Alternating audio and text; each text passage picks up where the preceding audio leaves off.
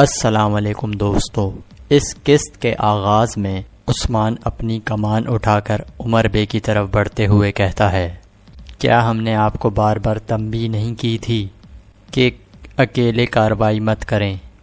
عثمان کہتا ہے، آپ نے ہر بار ہمیں بڑی پریشانیوں سے دوچار کیا ہے عمر صاحب، اور آپ اپنی مرضی کے مطابق کام کر رہے ہیں۔ آپ کی وجہ سے آپ کے بہت سے سپاہی شہید ہو گئے، آپ کے ہاتھوں پر بہت سے مظلوموں کا خون ہے، اب آپ نے تمام ترکمانوں کے مستقبل کو خطرے میں ڈال دیا ہے۔ بتائیں عمر صاحب، آپ نے ایسا کیوں کیا؟ عمر بے جب کوئی جواب نہیں دیتے تو عثمان عمر صاحب کے سامنے آ کر کہتا ہے، میں نے کہا تھا کہ میں نے سلطان سے بات کری ہے اور ہم نے ایک ساتھ منصوبہ بنایا ہے، لیکن اب یہ سب کچھ آپ کی وجہ سے برباد ہو چکا ہے۔ پہلے ہمیں سپاہی ملنے کا انتظار کرنا تھا اور اس کے بعد الخانن سلطنت کے خلاف لڑنا تھا۔ عمر بے پوچھتے ہیں، اس کی کیا سزا ہے عثمان صاحب؟ عثمان کمان کو عمر بے کی گردن پر رکھتے ہوئے کہتا ہے، کیا آپ کو یہ کمان یاد نہیں ہے؟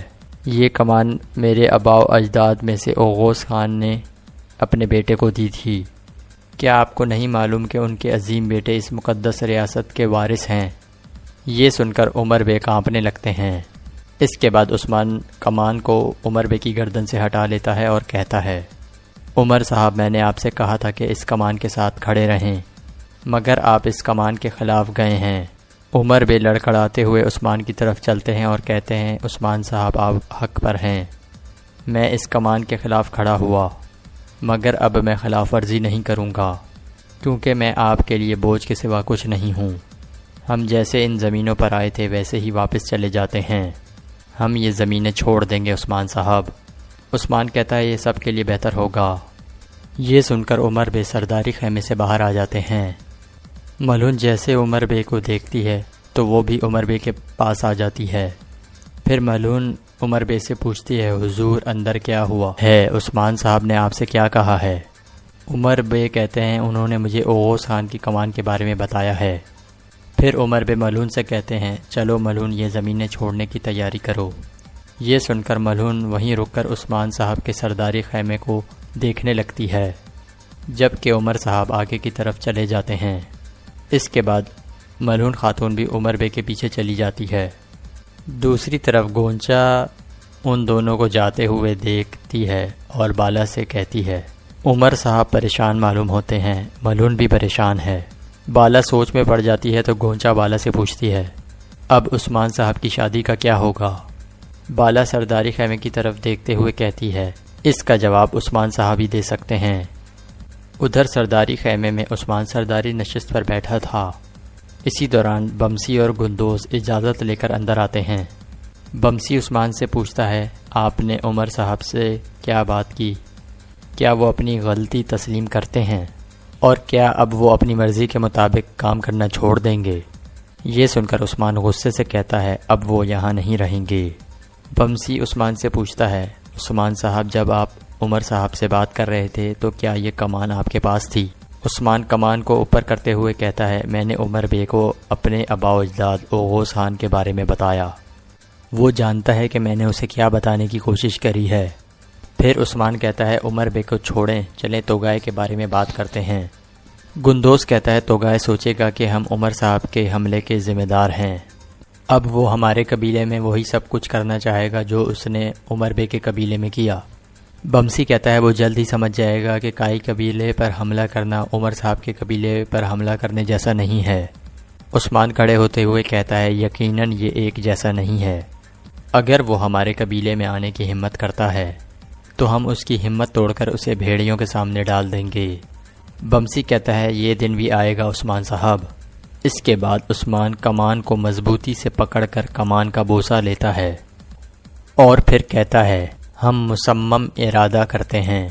اس کے بعد بمسی اور گندوز بھی اس کمان کو مضبوطی کے ساتھ تھام لیتے ہیں۔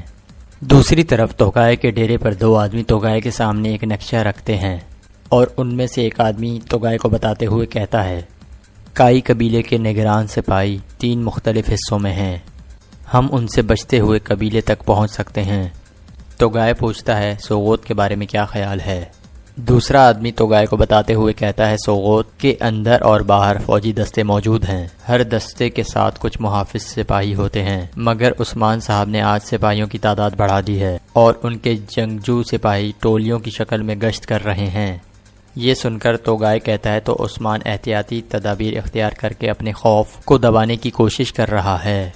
توگائے کہتا ہے وہ دیکھے گا کہ احتیاطی تدابیر اس کی قسمت نہیں بدل سکتی۔ اسی دوران جانبا توگائے کے پاس بھاگتے ہوئے آتا ہے اور توگائے کو بتاتے ہوئے کہتا ہے آپ کے بھیجے گئے تحائف عثمان کو مل چکے ہیں۔ یہ سن کر توگائے کہتا ہے عثمان کا خوف بڑھتا جا رہا ہے اور اب وہ غصے سے پاگل ہو جائے گا، اور جب وہ اپنے غصے سے لڑ رہا ہوگا تو میں اسے طاقت کے ساتھ کچل ڈالوں گا۔ جانبا پوچھتا ہے کیا حکم ہے؟ توگائے کہتا ہے جنگجوؤں کو 2 حصوں میں تقسیم کرو، ہم قبیلے پر حملہ کریں گے اور اسی وقت سوغوت پر بھی دھاوا بھولیں گے۔ سورج طلوع ہونے سے پہلے سوغوت اور قبیلے میں چپکے سے داخل ہو جائیں گے۔ توگائے کہتا ہے جب رات دن کی طرف جاتی ہے اور جب اذان سننے کے بعد وہ اپنے خدا کے حضور پیش ہوتے ہیں تو اسی وقت ہم حملہ کریں گے اور ان کو ان کے خدا کے پاس بھیج دیں گے۔ اس کے بعد توگائے سب لوگوں کو وہاں سے جانے کا کہتا ہے تو سب لوگ وہاں سے اٹھ کر چلے جاتے ہیں۔ اس کے بعد توگائے اپنا خنجر نکالتا ہے اور خنجر سے اپنے ہاتھ کو زخمی کر دیتا ہے۔ دوسری طرف سوغوت میں سلطوق گوگتوک سے کہتا ہے ہم نے حفاظتی انتظامات کر لیے ہیں، اگر وہ کتا توگائے یہاں آنے کی کوشش کرتا ہے تو وہ یہاں سے زندہ واپس نہیں جائے گا۔ چلتے چلتے گوگتوک کی نظر زویا پہ پڑتی ہے تو گوگتوک سلطوق اور گینجی بے سے کہتا ہے میں ابھی آ رہا ہوں۔ یہ کہہ کر گوگتوک وہاں سے چلا جاتا ہے۔ سلطوق گینجی بے سے پوچھتا ہے اسے کیا ہوا ہے؟ گینجی بے مسکراتے ہوئے کہتا ہے اسے عشق ہو گیا ہے۔ دوسری طرف گوگتوک زویا کو روک لیتا ہے اور کہتا ہے میں معذرت چاہتا ہوں، میرا مقصد آپ کو ڈرانا نہیں تھا۔ زویا کہتی ہے نہیں میں خوف زدہ نہیں ہوں، لیکن مجھے حیرت ہے آپ یہاں اچانک کہاں سے آ گئے؟ اس کے بعد زویا گوگتوک سے کہتی ہے آپ ایسے کیوں دیکھ رہے ہیں؟ گوگتوک کہتا ہے آپ کی آنکھیں پریشان نظر آتی ہیں۔ زویا کہتی ہے میں نے سنا ہے کہ منگول حملہ کریں گے، اسی لیے میں پریشان ہوں۔ گوگتوک کہتا ہے لیکن آپ نہیں دیکھ رہی کہ میں یہاں موجود ہوں، میں آپ کی حفاظت کروں گا۔ زویا کہتی ہے صرف میری؟ گوگتوک کہتا ہے نہیں، میں اور میرے سپاہی پورے سوغوت کی حفاظت کریں گے۔ اسی دوران جرگتائی اور آئیگل کا وہاں سے گزر ہوتا ہے اور جرگتائی گوگتوک کو زویا سے باتیں کرتے ہوئے دیکھ لیتا ہے۔ ادھر زویا گوگتوک کو ایک سیب دیتی ہے۔ جرگتائی گوگتوک کو دیکھنے کے بعد آئیگل سے کہتا ہے یقیناً گوگتوک کو محبت ہو گئی ہے۔ آئیگل پوچھتی ہے یہ تم کیسے جانتے ہو؟ جرگتائی کہتا ہے صاف دکھ رہا ہے۔ آئیگل کہتی ہے انہیں ایسے دیکھنا مناسب نہیں ہے، چلو اپنا کام کریں۔ یہ کہہ کر آئیگل وہاں سے جانے لگتی ہے تو جرگتائی مڑ کر گوگتوک کی طرف واپس آ جاتا ہے۔ یہ دیکھ کر آئیگل بھی جرگتائی کے پیچھے آ جاتی ہے۔ زویا گوگتوک کو بتاتے ہوئے کہتی ہے میرے والدین نہیں ہیں اور میں ایک رومی ہوں اور سوغوت میں رہتی ہوں، میں اپنے چھوٹے سے باغ کے پھل بیچ کر زندگی گزار رہی ہوں۔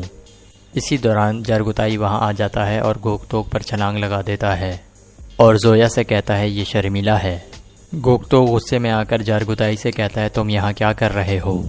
جرگتائی مسکراتے ہوئے کہتا ہے آئیگل نے اصرار کیا، وہ تم سے ملنا چاہتی تھی۔ اس کے بعد جرگتائی گوگتوک سے سیب چھینتے ہوئے کہتا ہے اگر تم نے یہ سیب نہیں کھانا تو میں کھا لیتا ہوں۔ گوگتوک جرگتائی کو سیب نہیں دیتا اور کہتا ہے ایسا مت کرو جرگتائی۔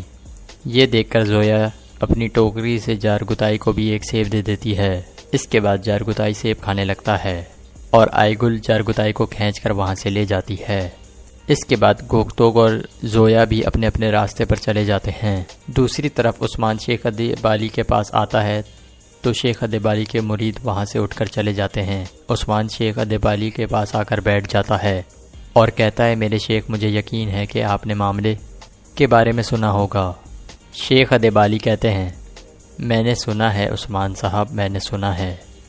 عثمان کہتا ہے جب میں اپنے قبیلے میں امن قائم کرنے کی کوشش کر رہا تھا تو عمر بے نے توگائے پر حملہ کیا اور انہوں نے میرے معاہدے کو توڑ دیا۔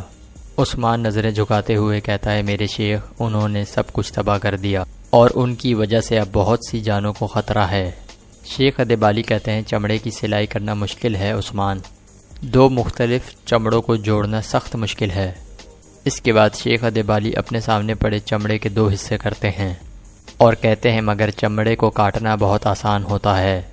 شیخ ادیبالی عثمان سے کہتے ہیں آپ سخت کام کرنا چاہتے تھے لیکن عمر صاحب نے آسان کام کا انتخاب کیا، اب آپ دوبارہ کوشش کریں عثمان صاحب، اور بغیر ہار مانے اس چمڑے کی دوبارہ سلائی کریں۔ یہ سن کر عثمان پریشان ہو جاتا ہے تو شیخ ادیبالی کہتے ہیں صرف وہی جو عظیم خواب دیکھتے ہیں ایسی کوشش کرتے ہیں، اب آپ کو دوبارہ کوشش کرنی ہوگی۔ دوسری طرف عمر بے ملعون سے اپنے خیمے میں کہتے ہیں ہم نے عثمان صاحب کا کام خراب کر دیا، اب ہمیں اس کی قیمت ادا کرنی پڑے گی بیٹی، اب ہم ان زمینوں میں نہیں رہ سکتے، اب ہم ہجرت کریں گے اور اپنے مستقبل کی تلاش کریں گے۔ ملعون فکر مندی سے پوچھتی ہے یہاں سے ہجرت کر کے ہم کہاں جائیں گے بابا؟ اب جانے کے لیے کوئی جگہ نہیں ہے، ہم بہت دور سے سفر کر کے ان سرحدوں پر آئے ہیں، رومی اور منگول بھی ہمارے پیچھے ہیں، ہم اس حالت میں کیسے ہجرت کر سکتے ہیں بابا؟ ملعون عمر بے سے کہتی ہے ہمیں عثمان صاحب کی مدد کرنی چاہیے، جو بوجھ ہم نے ان کے کندھوں پر لادا ہے ہمیں اس بوجھ کو بانٹنا چاہیے۔ عمر بے کہتے ہیں اب ہم ان کی مدد نہیں کر سکتے کیونکہ اب ہم کمزور ہو چکے ہیں اور ہماری ساکھ کو بھی نقصان پہنچا ہے، اسی لیے ہماری ہجرت عثمان صاحب کے لیے بھی اچھی ہوگی۔ کچھ دیر بعد علاجہ خاتون اندر آتی ہے اور عمر بے سے کہتی ہے چھوٹی بچی کا انتقال ہو گیا ہے۔ یہ سن کر عمر بے اور ملعون خاتون کو بہت دکھ ہوتا ہے۔ عمر بے ملعون اور علاجہ کو کہتے ہیں اب مجھے تنہا چھوڑ دو۔ اس کے بعد علاجہ اور ملعون خاتون وہاں سے چلی جاتی ہیں۔ ان کے جانے کے بعد عمر بے نیچے بیٹھ جاتے ہیں اور کہتے ہیں اس غلطی کی قیمت ہجرت کر کے بھی ادا نہیں کی جا سکتی۔ دوسری طرف عثمان اپنے خیمے میں ایک نشست پر بیٹھا تھا، اسی دوران بالا عثمان کے پاس آ کر بیٹھ جاتی ہے اور کہتی ہے عمر صاحب نے آپ کے منصوبے کو ایک بار پھر خراب کر دیا۔ بالا عثمان سے پوچھتی ہے کیا اب بھی یہ ممکن ہے کہ دونوں قبائل متحد ہو جائیں؟ عثمان کہتا ہے میں ان کے ساتھ کیسے متحد ہو سکتا ہوں جو میرے پیٹھ پیچھے منصوبے بناتے ہیں، وہ اپنے قبیلے کو لے کر یہاں سے چلے جائیں گے اور ہم بھی انہیں نہیں روکیں گے۔ بالا پوچھتی ہے مگر ملعون خاتون کا کیا ہوگا؟ عثمان کہتا ہے ظاہر ہے وہ بھی اپنے بابا کے ساتھ چلی جائے گی۔ اس کے بعد بالا کہتی ہے آپ نے دونوں قبیلوں کو متحد کرنے کی بہت کوشش کی۔ عثمان کہتا ہے لیکن میں ان کو متحد نہیں کر سکا۔ یہ کہہ کر عثمان وہاں سے اٹھ کر چلا جاتا ہے اور یہاں اس قسط کا اختتام ہو جاتا ہے۔ سمسا اپنے سپاہیوں کے ساتھ بہادر صاحب کے ساتھ تھا۔ منجنیق کی تیاری کا کام تیزی سے جاری تھا۔ کیا یہ منجنیقیں تعداد میں زیادہ ہوں گی بہادر صاحب، جتنی کہ ہمیں قلعہ فتح کرنے کے لیے درکار ہے؟ سمسا نے سوال کیا۔ انشاءاللہ ایسا ہی ہوگا سپاہی سمسا، ہم اہم چیز منجنیقوں کی تعداد نہیں ہوتی، ایک منجنیق بھی کافی ہے۔ اگر یہ چٹان سے زیادہ مضبوط ہو تو ہم ان کو صرف پتھر پھینکنے کے لیے استعمال نہیں کریں گے بلکہ دیگر اشیاء پھینکنے کے لیے بھی استعمال کر سکتے ہیں، اسی لیے ان کے بازو مضبوط ہونے چاہیے، یہ آسانی سے توڑے یا جلائے نہ جا سکیں۔ جب تم کچھ بھی پھینکو تو یہ اپنی اصلی حالت میں واپس آ جائے۔ بہادر نے اسے سمجھایا اور کاریگروں کی طرف متوجہ ہو گیا۔ ہر کوئی اپنا کام پورا کرے، جس طرح میں نے بتایا ہے ہر منجنیق اتنی مضبوط ہو کہ اس کو کھینچنے کے لیے 10 سپاہی درکار ہوں۔ اگر یہ وقت پر مکمل نہ ہوئیں تو ارطغرل صاحب ناراض ہو جائیں گے، اور اگر ہمارے سردار اعلیٰ ناراض ہو گئے تو میری ناراضگی تم پر قہر بن کر ٹوٹے گی۔ اس نے کاریگروں کا جوش بڑھاتے ہوئے دھمکی دی۔ کاریگروں نے جب یہ سنا تو اپنے کام کی رفتار مزید تیز کر دی۔ تم یہاں کام کا خیال رکھو سپاہی سمسا، میں سپاہیوں کو دیکھنے جا رہا ہوں، جنگی مشقوں کی نگرانی بہت ضروری ہے، میں کچھ دیر میں واپس آ جاؤں گا۔ بہادر نے سمسا سے کہا میں آپ کے ساتھ آ رہا ہوں بہادر صاحب، مل کر سپاہیوں کی جانچ کرتے ہیں۔ اچھا تو چلو، بہادر نے ناگواری سے کہا۔ وہ سمجھ گیا تھا کہ سپاہی سمسا اس کی کڑی نگرانی کر رہا ہے۔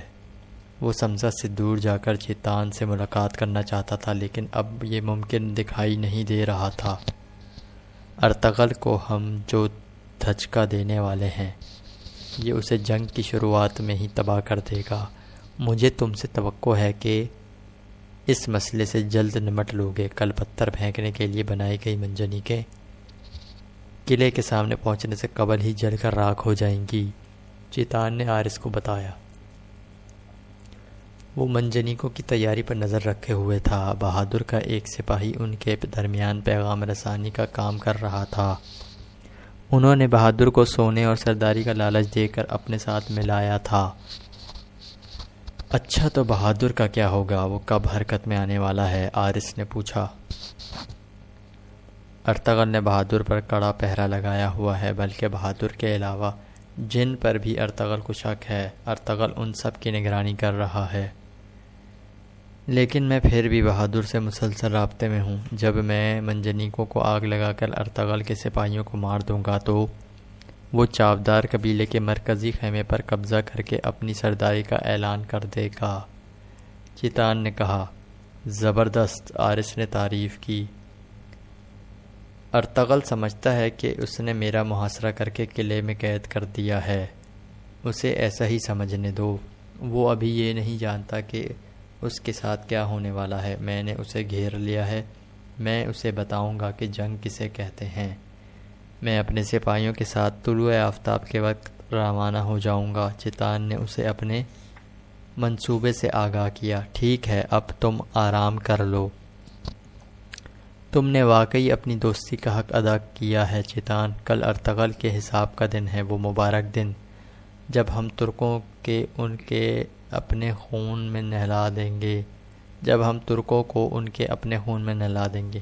خداوند تمہاری اور ہمارے سپاہیوں کی حفاظت کرے۔ آرس نے اسے گلے سے لگایا۔ ہماری فتح کے نام، چیتان نے جام بلند کر کے ہونٹوں سے لگا لیا۔ اگلی صبح چیتان اپنے بھروسہ مند سپاہیوں کو لے کر منجنیقیں جلانے کے لیے روانہ ہو گیا۔ اسے یقین تھا کہ یہ پہلی کامیابی ہی ارطغرل کے ہوش اڑا دے گی۔ دوسری صبح ارطغرل اپنے سپاہیوں کے ساتھ منجنیق کی تیاری کا جائزہ لینے جا رہا تھا۔ وہ لوگ جنگل میں آگے بڑھ رہے تھے کہ دور سے دھواں اٹھتا دکھائی دیا۔ یہ خطرے کی علامت تھی۔ انہوں نے اپنے گھوڑوں کی رفتار مزید بڑھا دی تھی۔ ترگت اور بمسی بھی اس کے ساتھ تھے۔ جب وہ اپنی منزل پر پہنچے تو ہر طرف آگ کے شعلے بھڑک رہے تھے اور کئی سپاہیوں کی لاشیں بکھری ہوئی تھیں۔ وہ سب گھوڑوں سے اتر آئے اور سپاہیوں کو دیکھنے لگے۔ ان میں کوئی زندہ نہ بچا تھا۔ میں ان زمینوں کو تمہارے لیے جہنم بنا دوں گا گورنر، ارطغرل نے زیر لب کہا اور سپاہیوں سے بولا، شہیدوں کو آگ سے دور کرو اور آگ بجھانے کی کوشش کرو۔ حکم ملتے ہی سب آگ بجھانے میں مصروف ہو گئے۔ چند سپاہی شہیدوں کی لاشیں محفوظ جگہ پر پہنچا رہے تھے۔ سپاہی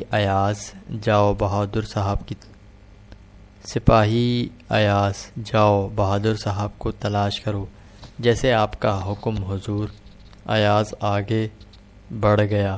سمسا، ارطغرل نے سمسا کو دیکھا تو وہ تڑپ کر اس کی طرف دوڑا۔ وہ اپنا ایک اور بہادر جانباز کھو چکا تھا۔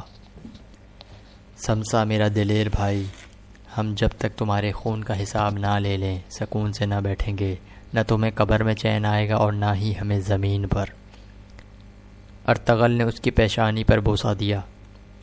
دودرگا قبیلے میں توتکن کی شہادت کے بعد سمسا نے ارطغرل کے لیے جینے مرنے کی قسم کھائی تھی۔ آج اس نے اپنا عہد پورا کر دیا تھا۔ شہداء کی لاشوں کو جمع کر لیا گیا تھا، لیکن بہادر لاپتہ تھا۔ وہ شہیدوں میں نہیں تھا۔ سپاہی ایاز بھی اسے تلاش کر کے واپس آ گیا تھا۔ کیا کہہ رہے ہو تم ایاز؟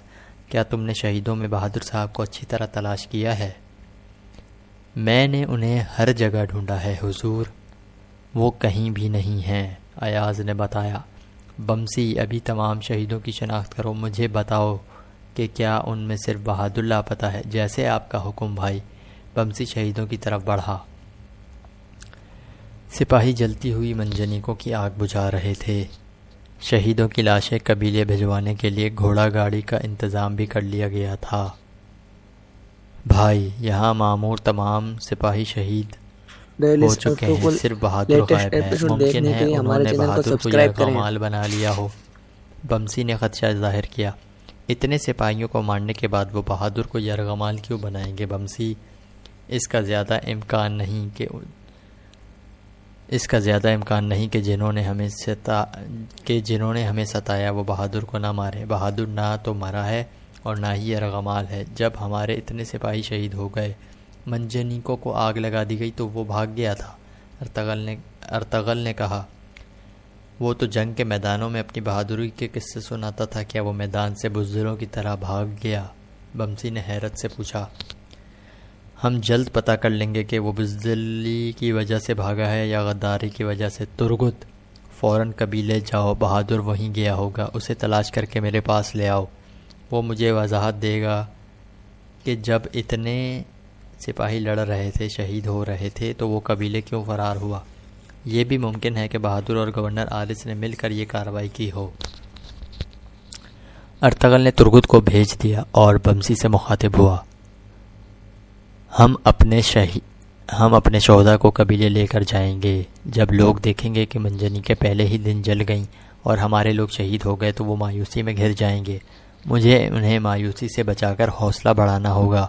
انہیں پتہ ہونا چاہیے کہ جنگ ابھی شروع ہوئی ہے اور ہم ہارے نہیں ہیں۔ بھائی، ان منجنیکوں کے ساتھ ہم قلعے کو آسانی سے فتح کر سکتے تھے۔ ہم نے سپاہیوں کو اس پر انحصار کر کے منظم کر لیا تھا۔ منجنیکیں تو جل گئیں، اب ہم کیا کریں گے بھائی؟ بمسی نے پوچھا۔ ہم ایک بار پھر اپنے منصوبوں اور انتظامات کو تبدیل نہیں کریں گے۔ ہم اس پر زور لگا دیں گے، نئی منجنیکیں تیار کریں گے اور وہ دیکھ لیں گے کہ ہمیں ڈرایا نہیں جا سکتا، ارطغرل نے جواب دیا۔ ارطغرل اپنی نگرانی میں شہداء کو لے کر روانہ ہو گیا۔ جب وہ قبیلے میں پہنچے تو لوگ اپنے پیاروں کی لاشوں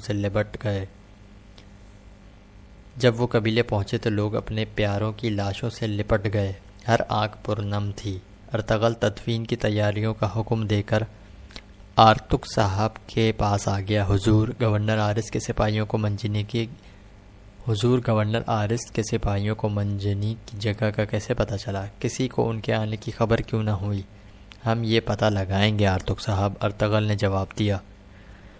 حضور، اگر یہ بہادر کا کھیل ہوا تو میں نے ترگت کو بھیجا ہے، وہ اسے پکڑ کر لائے گا۔ اگر بہادر نے ہمارے ساتھ یہ چال چلی ہے تو وہ میرے غضب سے نہیں بچ سکے گا۔ آرتک صاحب، ہم نے ان منجنیکوں پر سپاہیوں کو ترتیب دیا تھا۔ اس ترتیب کو قائم رکھنے کے لیے ہمیں مزید منجنیکیں بنانا ہوں گی۔ قبیلے کے سپاہیوں کو جمع کریں۔ بہتر حضور، لیکن ہم یہ سب کیسے کریں گے؟ ہم میں سے کون جانتا ہے کہ منجنیک کیسے بنائی جاتی ہیں؟ آرتک صاحب کے لیے یہ ایک معمہ تھا۔ مجھے پتا ہے آرتک صاحب، ارطغرل نے انہیں حیران کر دیا۔ پھر میں اجازت چاہوں گا حضور۔ آرتک صاحب مطمئن ہو گئے تھے۔ ان کے جاتے ہی ارطغرل ذہن میں موجود منجنیک کے خاکے کو کاغذ پر اتارنے لگا۔ یہ وہی خاکہ تھا جو اسے بہادر نے جرگے کے دوران دکھایا تھا۔ تھوڑی دیر میں وہ کاغذ پر منجنیک کا مکمل خاکہ بنا چکا تھا۔ میں وہ قلعہ تمہارے سروں پر گرا دوں گا، چاہے تم ایک کے بعد ایک جال بچھا لو، تم اس کو روک نہیں پاؤ گے گورنر آرس۔ ارطغرل کی آنکھوں میں اعتماد تھا۔ اس کام سے فارغ ہو کر اس نے آرتک صاحب اور بمسی کو مرکزی خیمے میں بلا لیا۔ جب وہ اندر آئے تو ارطغرل نے منجنیک کا خاکہ ان کے سامنے رکھ دیا۔ بھائی، کیا یہ منجنیک ہے؟ بمسی حیرت سے پوچھا۔ ہاں بمسی، یہ منجنیک ہے۔ وہ منجنیکیں جو ہم بنائیں گے صرف پتھر نہیں، تیل کے ڈبے بھی پھینکیں گی۔ ہم ان کے سروں پر آگ کی بارش کر دیں گے۔ وہ کافی عرصے سے اس کے مستحق ہیں حضور۔ آرتک صاحب بھی خوش تھے۔ اب ہم بلا تاخیر ان کو بتانا شروع کریں گے۔ وقت کم اور کام زیادہ ہے، لیکن اللہ کی مدد ہمارے پاس ہر مشکل سے لڑنے کا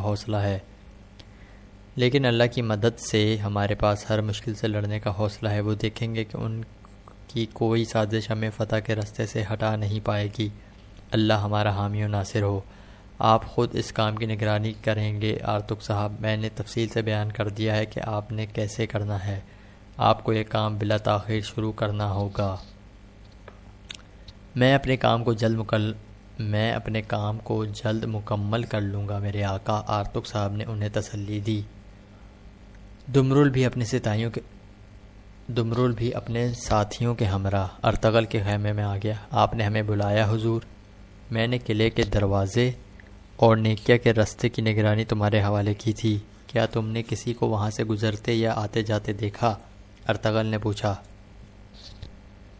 ہم نے مسلسل دروازوں پر نظر رکھی، کوئی قلعے کے اندر یا باہر نہیں گیا۔ دمرل نے بتایا، اگر کوئی مرکزی دروازوں سے اندر یا باہر نہیں گیا تو کوئی خفیہ دروازہ بھی موجود ہے، انہوں نے خفیہ راستے سے حملہ کیا ہے، ورنہ یہ ممکن نہیں کہ وہ اتنی دور جا کر منجنیق تباہ کر سکیں۔ سلطان کے جاسوس اتسز نے یقیناً کچھ پتہ چلا لیا ہوگا، اگر وہ کامیاب ہو گیا تو ہمیں خفیہ راستہ ضرور بتائے گا، لیکن ہم بھی بیکار نہیں بیٹھیں گے۔ بمسی سپاہیوں کو تیار کرو، وہ کسی کو بتائے بغیر خفیہ راستہ تلاش کریں گے۔ جی بھائی، میں ابھی انتظار کرتا ہوں۔ بمسی باہر چلا گیا۔ اگر ہم نے راستہ تلاش کر لیا تو گورنر آرس کی امیدیں خاک میں مل جائیں گی، پھر اس کے پاس کچھ نہیں بچے گا سوائے اپنی موت کا انتظار کرنے کے۔ وہ دن ڈھلنے سے قبل ہی بہادر نے اپنا سپاہی کائی قبیلے بھیج دیا۔ میں چاودار قبیلے کے نئے سردار بہادر صاحب کا سلام لایا ہوں۔ ارطغرل صاحب، تمہارے سردار کہاں ہیں؟ ارطغرل نے پوچھا۔ وہ چاودار قبیلے میں ہے، تمام سرداروں نے بہادر صاحب کی بیعت کر لی ہے، انہوں نے قبیلے کا سردار بن کر اپنا خیمہ قائم کر لیا ہے۔ بہادر صاحب نے آپ کو اپنی مرکزی خیمے میں ملاقات کی دعوت دی ہے۔ کیا مطلب ہے کہ وہ سردار بن گیا؟ اسلحان اور ترگت کہاں ہیں؟ ارطغرل کا لہجہ سخت ہو گیا۔ جب تک آپ بہادر صاحب سے معاملات طے نہیں کرتے، اسلحان خاتون اور ترگت حراست میں رہیں گے، قاصد نے بتایا۔ تو وہ کمزاد جسے تم اپنا سردار سمجھتے ہو اس لیے میدان جنگ سے بھاگا تھا؟ جب ہم جنگ لڑ رہے تھے تو اس نے مرکزی خیمے پر قبضہ کر لیا، اس نے ہمارے ساتھ غداری ہی نہیں بغاوت بھی کی ہے۔ جاؤ اسے بتا دو ارطغرل صاحب آج ہی مرکزی خیمے میں آئیں گے، لیکن معاہدہ کرنے نہیں بلکہ اس کے جرائم کا حساب چکتا کرنے۔ وہ یاد رکھے کہ اپنے جرائم کے ساتھ بچ نہیں پائے گا۔ جاؤ، چلے جاؤ۔ ارطغرل نے اسے واپس بھیج دیا۔ قاصد کے جاتے ہی ارطغرل نے حائمہ خاتون سے مشورہ کیا اور سپاہی کو لے کر چاودار قبیلے نکل گیا۔ راستے میں اس کی ملاقات اتسز سے ہو گئی۔ ارطغرل نے اسے دیکھ کر گھوڑا روک لیا تھا۔ ارطغرل صاحب، میرے پاس آپ کے لیے ایک اہم خبر ہے، قلعے کے اندر ایک خفیہ راستہ ہے۔ پلیز بھائی ہمارے گورنر آرس نے قاصد کے ذریعے شہنشاہ کو مکتوب بھیجا ہے، میں نے اسے نکلنے سے پہلے ہی پکڑ لیا اور راہداری میں اس کا لباس پہن کر باہر آ گیا۔ میں نے وہ خط بھی قبضے میں لے لیا ہے۔ اتسز نے خط ارطغرل کی طرف بڑھا دیا۔ انہوں نے بہادر صاحب کے ساتھ مل کر جو بھی کیا سب اس میں درج ہے۔ گورنر آرس نے آپ کے لیے ایک جال بچھایا ہے، اللہ کا شکر ہے میں وقت پر پہنچ گیا۔ ارطغرل نے اس کا شکریہ ادا کیا اور خط کھول کر پڑھنے لگا۔ تو بہادر نے اسی لیے قاصد بھیج کر مجھے اپنے قبیلے میں بلایا ہے۔ دشمن رستے میں گھات لگائے میرا منتظر ہے، ضائع کرنے کے لیے وقت نہیں ہے۔ اتسز، ہمیں اس خبیث کے ہاتھوں سے اسلحان اور ترگت کو بچانا ہے۔ اب ہم راستہ بدل کر چاودار قبیلے جائیں گے۔ بمسی، عبدالرحمن اور میں دوسرے راستے سے جائیں گے اور اتسز تم اسی راستے سے ان کا حملہ ناکام بناتے ہوئے آگے بڑھو گے۔ ارطغرل نے ہدایت کی، بے فکر رہے میرے آقا، اللہ کے حکم سے وہ اپنے جال میں خود پھنسے جائیں گے۔ اللہ کے حکم سے وہ اپنے جال میں خود ہی پھنس جائیں گے، اتسز نے اعتماد سے کہا۔ ارطغرل نے اپنے چند سپاہی اتسز کے ساتھ روانہ کر دیے اور خود دوسرے راستے پر آگے بڑھ گیا۔ چیتان نے ایک مرتبہ پھر میدان مار لیا۔ جناب، منجنیقوں کو جلا کر راکھ کر دیا گیا ہے، ارطغرل کے سپاہی بھی مارے گئے ہیں۔ گورنر آرس کے لیے یہ آج کی سب سے بڑی خبر تھی۔ کوستاس کی اطلاع نے اسے خوشی سے نہال کر دیا تھا، اب اسے ارطغرل کی شکست یقینی دکھائی دے رہی تھی۔ کوستاس چیتان ایک مکمل فوج کا متبادل ہے، اس نے ایک بار پھر یہ ثابت کر دیا ہے۔ گورنر آرس نے اسے داد دی، ارطغرل اس شکست کے بعد سنبھل نہیں پائے گا۔ کوستان نے خوشامد کی، میں نے ترک قبائل کی نظر میں اس کی عزت خاک میں ملا دی ہے، اب میں اس کو پے در پے شکستوں کے ساتھ زندہ رہنے پر مجبور کر دوں گا۔ میں اسے سکھ کا سانس نہیں لینے دوں گا، آرس نے جواب دیا اور اس فتح پر مطمئن تھا۔ آرس نے جواب دیا، وہ اس فتح پر مطمئن تھا۔ ارطغرل غصے سے پاگل ہو گیا ہوگا، اب وہ غصے میں ہماری فصیلوں پر حملہ کرے گا۔ اگر اس نے یہ بے وقوفی کی تو اپنی موت آپ مارا جائے گا۔ کوسطاس ارطغرل کو کچھ زیادہ ہی آسان لے رہا تھا۔ اتنے یقین سے مت کہو، کوسطاس ارطغرل احمق نہیں ہے کہ غصے میں فیصلے کرے اور فصیلوں پر حملہ کر دے۔ پہلے وہ اپنے مردہ سپاہیوں کا سوگ منائے گا اور پھر شکست کا بدلہ لینے نکلے گا۔ اسی دوران ہم اسے ایک نیا صدمہ پہنچا دیں گے۔ گورنر آرس بہت آگے کی سوچ رہا تھا۔ یہ ہم کیسے کریں گے جناب؟ کوسطاس نے پوچھا۔ بہادر صاحب نے ابھی چاودار قبیلے پر حملہ کیا ہے، اب اسے استعمال کرنے کا وقت ہے۔ میں بہادر کی مدد سے ارطغرل کو جال میں پھنساؤں گا۔ میرے پاس ایک جانباز لاؤ جو چاودار قبیلے جائے گا، وہ بہادر کو میرا اہم پیغام پہنچائے گا۔ آرس نے اسے بھیج دیا۔ چیتان واپس پہنچا تو گورنر آرس نے آگے بڑھ کر اس کا استقبال کیا۔ وہ بے چینی سے اس کا منتظر تھا۔ بہادر چیتان، جو فتح تم نے حاصل کی اس سے ہمارے قلعے اور سلطنت کا وقار بلند ہوا ہے۔ ہمیں تم پر فخر ہے بہادر چیتان۔ خونی جنگوں کے کھیل میں ارطغرل کو پہلا دھچکا لگ چکا ہے۔ اگلا مرحلہ اسے شیروں کے آگے پھینکنا ہے۔ میں ارطغرل کو ایک ایسے جال میں پھنساؤں گا کہ اس کے ساتھ ہمارا ادھورا معاملہ ختم ہو جائے۔ آرس بہت مطمئن تھا۔ تمہارے دماغ میں کیا چل رہا ہے آرس؟ چیتان نے پوچھا۔ میں نے بہادر کو ایک پیغام بھیجا ہے، وہ ارطغرل کو تمہارے بچھائے ہوئے جال تک لائے گا۔ ارطغرل بہادر کو نہیں چھوڑے گا، آج نہیں تو کل وہ اسے مار ڈالے گا۔ اس کے لیے اہم ہے کہ ارطغرل چاودار قبیلے جائے۔ جیسے ہی اسے پتہ چلے کہ بہادر نے قبیلے پر فیصلہ کر لیا ہے، وہ ضرور اس